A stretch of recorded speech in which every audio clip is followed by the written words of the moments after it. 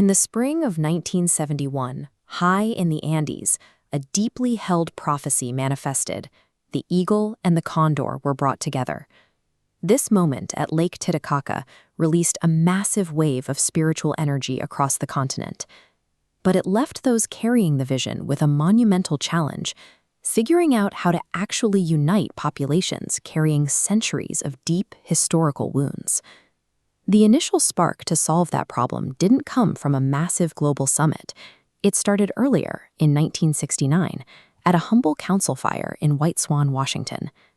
Gathered by the Yakama Nation, there were only about 70 to 80 people in attendance. While the gathering looked modest on the surface, this seed ceremony ignited a highly concentrated spiritual fire. It was designed to fuel a movement that would eventually span the entire hemisphere. Over the next decade, the Continental Indigenous Council rapidly scaled. What began with a few dozen individuals expanded into a network of hundreds of representatives from over 66 distinct tribes and nations. By 1980, nearly 1,000 people were gathering at events like the Unity Drum Powwow in Wilmette, Illinois. This scale of cross-cultural unity was becoming highly visible. To build on this momentum, the Council organized massive logistical efforts known as the Trails of Light and El Camino del Sol. Members traveled thousands of miles across the Americas, physically crossing borders to connect the peoples of the North and the South. These journeys allowed different nations to share specific ceremonies, songs, prayers, and spiritual teachings directly with one another, weaving their distinct traditions into a shared experience.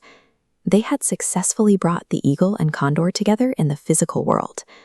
However, executing this rapid continental expansion required substantial financial and administrative support from external institutions. Then, in 1990, the movement hit a sudden wall.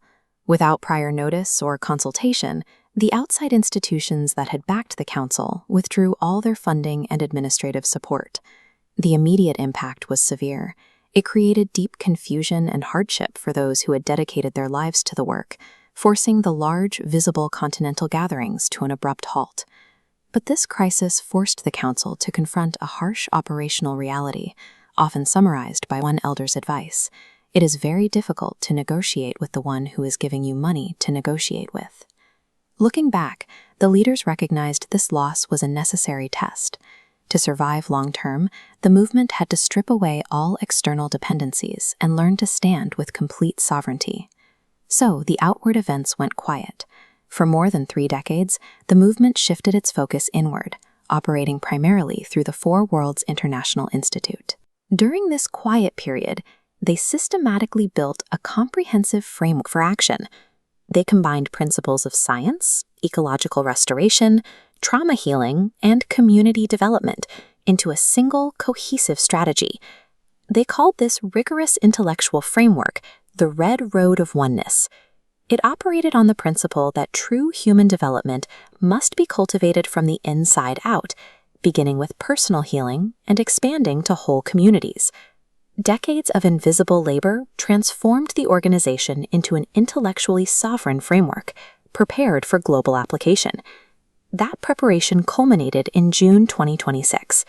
The Continental Indigenous Council officially reignited its sacred fire, returning to its exact starting point at White Swan to launch its next phase. This new iteration operates under a strict covenant of non-proselytization. People of all faiths and backgrounds are warmly welcome to the table, but no one will ever be pressured to convert or alter their sacred identity. This rule addresses a long history of trauma. Indigenous peoples and many others have suffered heavily from forced conversions and the weaponization of spiritual teachings to divide communities. The Council understands that lasting planetary unity isn't achieved by forcing everyone to think the same way.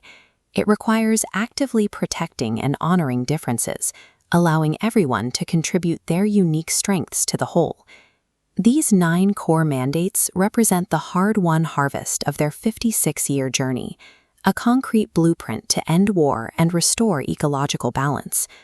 One of those mandates is the activation of the Fourth Way digital network. They are using modern technology to manifest the ancient prophecy of connection, allowing resources, prayers, and calls to action to move rapidly from community to community.